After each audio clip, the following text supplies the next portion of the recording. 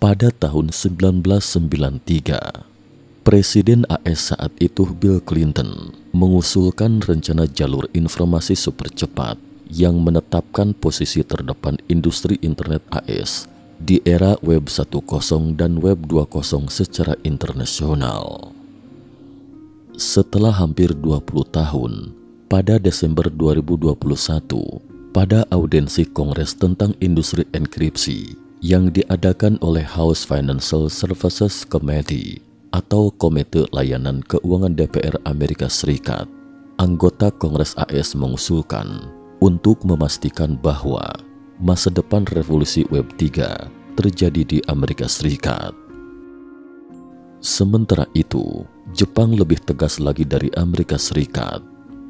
Sejak menjabat, Perdana Menteri Jepang Fumio Kishida telah menetapkan perkembangan ekonomi digital di era Web 3 sebagai strategi nasional.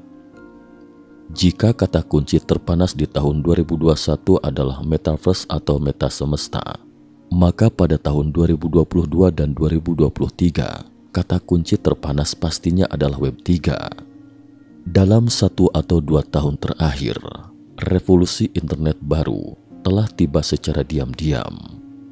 Ada orang-orang yang lahir di atas tahun 1995 yang menghasilkan jutaan dolar setahun dan melepaskan tawaran dari perusahaan besar untuk memanfaatkan Web 3 secara maksimal.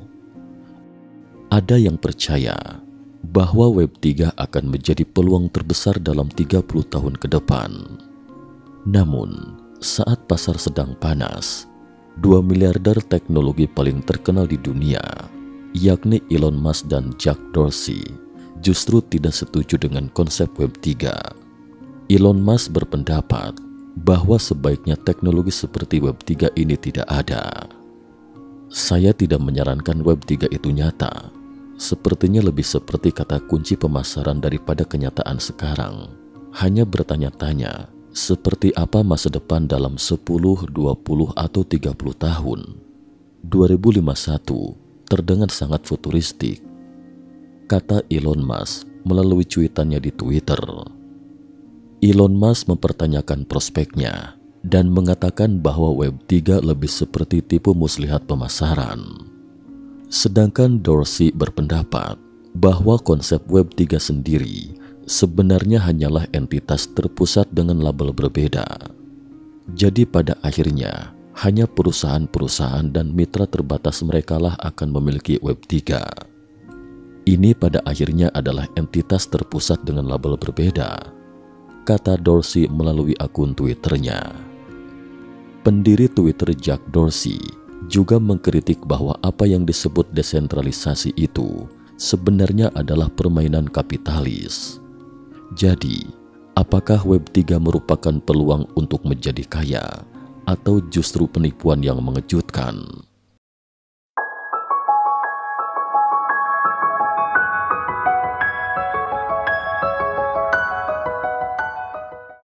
Salam sehat sejahtera, jumpa lagi di channel Mata Ketiga. Hari ini kita akan membahas tentang Web 3 yang wajib diketahui di tahun 2024.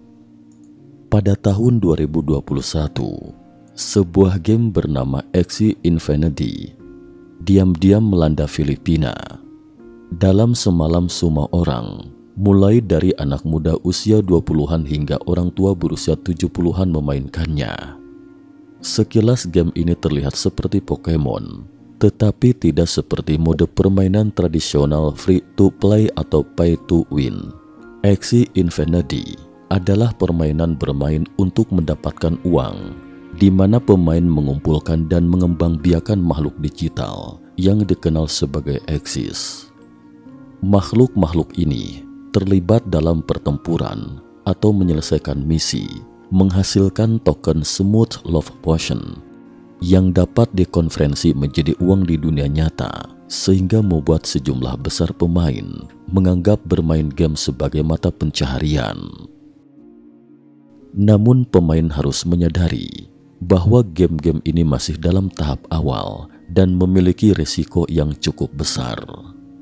Untuk memulai Axie Infinity, Anda harus membeli setidaknya 3 Axes, Axie Infinity menggunakan teknologi blockchain.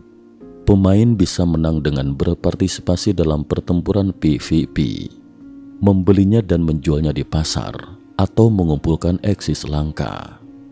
Pemain akan menerima semut Love Potion yang merupakan mata uang kripto dan diperlukan untuk membiarkannya.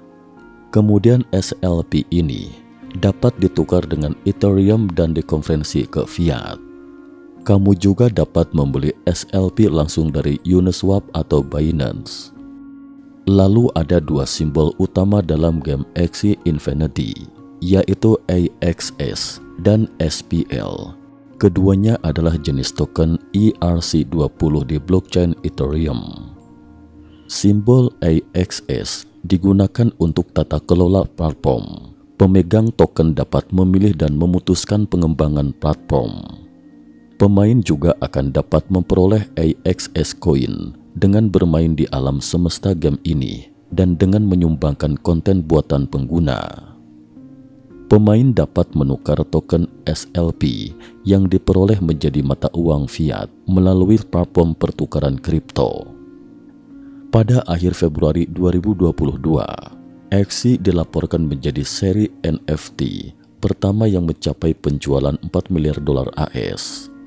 Data menunjukkan bahwa sekitar 55% pemain berasal dari Filipina dan lebih luas lagi 65 hingga 70% pemain berasal dari seluruh kawasan Asia Tenggara. Pada tahun 2020, setelah merebaknya pandemi COVID-19, perekonomian real di Asia Tenggara terkena dampak yang cukup fatal. Banyak orang kehilangan pekerjaan dan menganggur di rumah, sehingga menjadikan Axie Infinity sebagai penyelamat bagi banyak orang, bahkan berpeluang bagi masyarakat kelas bawah untuk mengubah nasib. Menurut laporan majalah Time, seorang pedagang kaki lima asal Filipina, Summerson Orias, memiliki penghasilan $80 AS per bulan dari hasil penjualan takoyaki. Namun temannya memberitahu dia bahwa dia bisa mengantongi hingga $600 AS sebulan dengan bermain Axie Infinity. Seperti disebutkan di atas, Anda perlu membeli dulu 3 Axie sebelum masuk ke dunia Axie Infinity. Harga rata-rata setiap Axie adalah sekitar $300 dan 3 Axie adalah $1.000 AS. Ini merupakan pengeluaran yang cukup besar bagi keluarga biasa di Filipina. Oleh karena itu, selain bermain untuk dirinya sendiri, beberapa pemain yang berduit juga akan menyewakan Axie-nya kepada pemain berpenghasilan rendah. Seiring berjalannya waktu, muncullah organisasi yang disebut Gaming Guild. Saat ini, ada sejumlah permainan berbasis blockchain yang memanfaatkan konsep play to earn yang mulai populer. Salah satunya adalah Yield Guild Games. Permainan ini mengusung konsep metaverse, di mana permainan dapat memperoleh hadiah dari setiap misi yang berhasil diselesaikan. YGG adalah sebuah organisasi dan komunitas dalam ekosistem blockchain yang fokus pada permainan berbasis NFT dan ekonomi dalam game. Mereka memiliki peran yang sangat penting dalam ekosistem blockchain, terutama bagi pemain game daring dan pencinta NFT, karena Yield Guild Games berupaya untuk menghubungkan dunia permainan dengan dunia keuangan desentralisasi. Menurut data Axie Archipelago, terhitung tanggal 11 Maret 2022, terdapat 520 guild gameplay to earn di Filipina. Guild Games merupakan kumpulan atau grup gamer yang berorganisasi untuk bermain video game bersama dan juga berbagi data, atau secara umum dapat disebut komunitas, faksi atau klan. Guild Game telah berhasil menjadi penyelamat bagi para anggotanya dikala ekonomi dunia sedang tidak stabil akibat pandemi. Hal ini dikarenakan para pemain di dalam guild bisa mendapat penghasilan tambahan yang berguna untuk kebutuhan sehari-hari dari bermain game. Dibandingkan negara lain di Asia Tenggara, Guild Game di Filipina boleh dibilang yang terunggul dalam perkembangan dan penetrasi pasar. Hal ini tidak lepas dari faktor pendukung seperti kemampuan bahasa Inggris yang cukup, baik dan tingginya minat bermain game masyarakat Filipina. Yield Gale Games didirikan di tahun 2020 oleh Gabby Dazan. Ia adalah seorang game developer yang juga merupakan veteran dalam dunia game. Dazan aktif mengembangkan dunia game di Filipina dalam 2 dekade terakhir. Ia juga merupakan salah satu penggemar game Axie Infinity dari awal game tersebut dirilis. Axie Infinity menjadi game berbasis kripto yang paling banyak dimainkan dan berhasil mendorong perekonomian para pemainnya. Meski terbilang mahal untuk dimainkan, game ini tetap ramai dimainkan karena ada peran guild di dalamnya yang menghadirkan mekanisme scholarship. Program scholarship dalam dunia game merupakan program pembagian keuntungan di mana para scholars akan diberi hak guna aset NFT yang kemudian dapat digunakan untuk bermain game.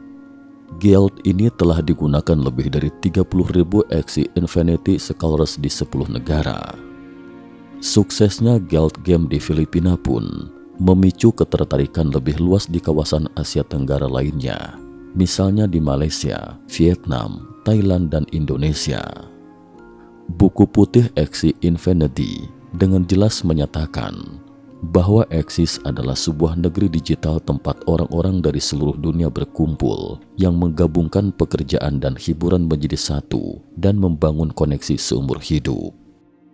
Axie Infinity adalah game Web 3, game FI yang dirintisnya atau model play to earn untuk menghasilkan uang sambil bermain adalah salah satu sebab utama popularitasnya. Web 3, X to earn, game FI, begitu banyak konsep yang digaungkan ke semua orang sekaligus. Yakin banyak orang yang bingung sekarang. Untuk memahami Web 3 secara mendalam, kita harus mulai dari Web 2.0 dan Web 1.0 seperti yang sudah pernah diulas sebelumnya di video berjudul Pahami Sejenak Apa Itu Desentralisasi Web 3.0. Skema Ponzi, baik itu Axie Infinity dari Play to Earn atau Step N dari Move to Earn. Model bisnis game FI terutama bergantung pada pertumbuhan jumlah pengguna. Ada rumor di internet bahwa saat memainkan Step N di tahap awal, laba atas investasi bisa mencapai 1000%. Kami pribadi belum pernah memainkan Step N, jadi persentase ini tidak bisa diverifikasi. Tapi 1000% sekilas terdengar sangat fantastis. Dengan imbal hasil sebesar itu, uangnya dari mana? Hal ini perlu dipelajari lebih lanjut. Menggunakan dana pemain baru sebagai dasar untuk mempertahankan pemain lama, sambil menggunakan pendapatan pemain lama untuk menunjukkan nilai permainan kepada dunia luar, menarik masuknya lebih banyak lalu lintas baru dan investasi baru. Siklus ini memang mirip skema Ponzi. Tentu saja, tidak mungkin bagi para bos perusahaan game-game FI untuk mengakui hal ini. Pola siklus yang tampak dapat diandalkan ini sebenarnya bisa dengan mudah hancur. Game FI berbeda dari game free-to-play tradisional karena memiliki ambang masuk yang lebih tinggi. Pemain perlu membeli NFT, yaitu eksis makhluk virtual atau sepatu virtual sebelum mereka memulai permainan. Namun seiring dengan meningkatnya popularitas game, harga NFT dalam game cepat atau lambat akan naik ke tingkat yang membebani kebanyakan orang. Saat demikian, pemain baru menemui kendala saat masuk ke permainan. Harga token dan NFT tidak bisa terus naik dan keuntungan untuk pemain lama menurun. Bagi pemain baru yang terus menunggu dan memantau, daya tarik terbesar pun menjadi lebih kecil dan popularitas permainan dengan sendirinya akan menurun. Ketika sejumlah besar pengguna lama mulai menguangkan aset virtual dalam game dan keseimbangan penawaran dan permintaan terganggu, proyek tersebut dapat dengan mudah jatuh ke dalam spiral kematian. Contoh misalnya pedagang kaki lima asal Filipina, Summerson Orias yang disebutkan sebelumnya. Temannya mengatakan kepadanya bahwa dia bisa menghasilkan $600 sebulan dengan bermain game Axis Infinity. Namun saat Orias memasuki permainan, dia hanya bisa mendapatkan $29 setelah main mati-matian selama seminggu. Mesin ATM hacker. Pada akhir Maret 2022 lalu, Ronin, sidechain Ethereum yang dibuat untuk permainan token non-fungible play-to-earn popular Axie Infinity, diretas untuk lebih dari 173.600 Ether dan koin 25,5 juta US dollar untuk sebuah nilai gabungan lebih dari $600 juta. Pelanggaran di jembatan Ronin dikonfirmasi oleh Sky Mavis, pengembang di balik game play to earn yang populer. Ini adalah salah satu insiden peretasan terbesar dalam sejarah kripto. Namun perlu dicatat bahwa ini bukan pertama kalinya mata uang kripto dicuri. Sampai di sini, mungkin ada yang bertanya, bukankah salah satu keunggulan terbesar dari teknologi blockchain adalah keamanan? Mengapa mata uang kripto masih bisa diretas? Faktanya, desentralisasi, keamanan dan skalabilitas adalah sebuah segitiga yang mustahil dalam desain blockchain saat ini. Masalah utama saat Axie Infinity diretas adalah skalabilitas. Yang diretas adalah Ronin Network, jembatan lintas rantai yang dirancang khusus untuk game oleh Sky Mavis, pengembang game Axie Infinity. Apa itu jembatan lintas rantai? Jembatan lintas rantai, juga dikenal sebagai jembatan blockchain, berfungsi sebagai infrastruktur penting dalam ekosistem blockchain, memungkinkan transfer aset dan informasi tanpa hambatan antar jaringan independen. Interoperabilitas ini sangat penting karena blockchain, seperti halnya silo, pada dasarnya tidak memiliki kemampuan untuk komunikasi langsung. Misalnya, Bitcoin asli BTC tidak dapat digunakan di jaringan Ethereum, dan sebaliknya, ETH tidak dapat digunakan di jaringan Bitcoin. Isolasi ini sangat kontras dengan sistem tradisional seperti perbankan, yang mana interoperabilitas lebih umum terjadi. Meningkatnya popularitas jembatan blockchain merupakan respon langsung terhadap perluasan ekosistem blockchain. Awalnya, pengguna sebagian besar mengandalkan Ethereum untuk aplikasi terdesentralisasi di IPPS atau Bitcoin untuk transfer bernilai tinggi.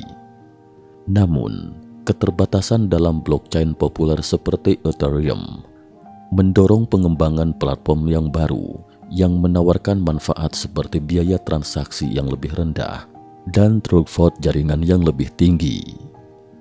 Terlepas dari kemajuan ini, masalah portabilitas aset antara jaringan blockchain lama dan baru tetap menjadi kendala yang signifikan. Misalnya, memindahkan dana dari Ethereum ke jaringan layer 2 seperti Polygon biasanya melibatkan konversi ETH ke MATIC melalui bursa terpusat seperti Coinbase atau Binance sebelum mentransfernya ke jaringan Polygon. Prosesnya juga sama rumitnya ketika memindahkan dana kembali ke Ethereum. Jembatan lintas rantai mengatasi masalah ini dengan menyediakan mekanisme yang lebih mudah untuk mentransfer dana antar jaringan yang berbeda. Sejak peluncuran salah satu jembatan paling awal OneChain pada tahun 2018, banyak jembatan telah diperkenalkan, masing-masing memiliki kelebihan dan kasus penggunaan yang unik. Jembatan ini bertindak sebagai perantara, memfasilitasi transfer token, eksekusi kontrak cerdas, dan pertukaran data antara dua rantai independen. Misalnya, jembatan lintas rantai dapat memungkinkan penggunaan Bitcoin pada blockchain Ethereum dengan membungkus BTC. Interoperabilitas ini secara signifikan meningkatkan pengalaman pengguna meningkatkan likuiditas untuk DApps, dan meningkatkan efisiensi aset secara keseluruhan. Namun blockchain pada dasarnya tidak memiliki kemampuan untuk memantau atau berinteraksi dengan jaringan lain yang masing-masing beroperasi berdasarkan aturan, struktur tata kelola, dan elemen budayanya sendiri. Kurangnya komunikasi antara blockchain menghambat aktivitas ekonomi dalam ekosistem Web3 karena jaringan yang terisolasi secara efektif beroperasi sebagai perekonomian terpisah tanpa konektivitas. Menurut pengembang, Ronin Network terdiri atas 9 node validator.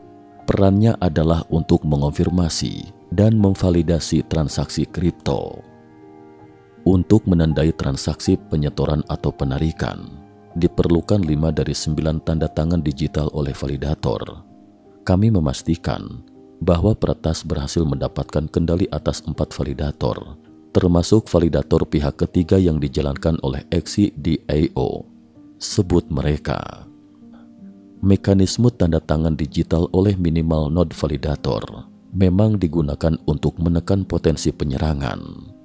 Masalahnya, tutur pengembang, peretas menemukan backdoor melalui RPC node. RPC alias Remote Procedure Call adalah seperangkat protokol and interface yang memungkinkan pihak luar berinteraksi dengan sistem blockchain, termasuk sidechain Ronin ini. Inilah yang digunakan oleh peretas untuk bisa menandatangani transaksi di node validator XCDAO. Katanya, kelemahan manusia di dunia nyata juga akan tercermin di dunia Web3. Ia tidak dapat mengubah keserakahan dan kepicikan manusia, juga tidak dapat membuat karakter manusia menjadi lebih baik. Namun sekali lagi, ketika suatu hal atau teknologi baru muncul, akan selalu ada pihak yang mendukung, ada pula yang menentang, ada orang yang melihatnya sebagai peluang untuk menghasilkan kekayaan. Sementara yang lain melihatnya sebagai sabit yang digunakan kapitalis untuk mengiris kucai. Faktanya, saat ini baik itu Web3 atau desentralisasi, mereka masih berada pada tahap di mana konsep lebih besar daripada aktualitas dan tidak banyak skenario maupun penerapannya yang dapat kita pahami. Desentralisasi juga merupakan sebuah konsep yang kompleks dan memiliki kelebihannya, tetapi juga terdapat berbagai tantangan dalam proses implementasinya. Mungkin dalam beberapa tahun ke depan, kita akan menemukan bahwa kelebihan Web3 hanya sekedar itu. Tapi mungkin Web3 akan benar-benar membentuk kembali setiap aspek kehidupan kita. Sama seperti sulitnya bagi orang di tahun 1990-an untuk membayangkan kehidupan di tahun 2024. Masih terlalu dini untuk menarik kesimpulan tentang masa depan Web3. Kita tunggu dan lihat saja nanti. Dalam menghadapi ketidakpastian masa depan dan membanjirinya informasi, sekali lagi, do your own research atau lakukan riset Anda sendiri. Tetapi berpikiran terbuka agar Anda tidak melewatkan peluang dalam menghasilkan uang. Sikap hati-hati akan menjauhkan Anda dari risiko menjadi ayam sayur. Sekian dan terima kasih atas perhatiannya.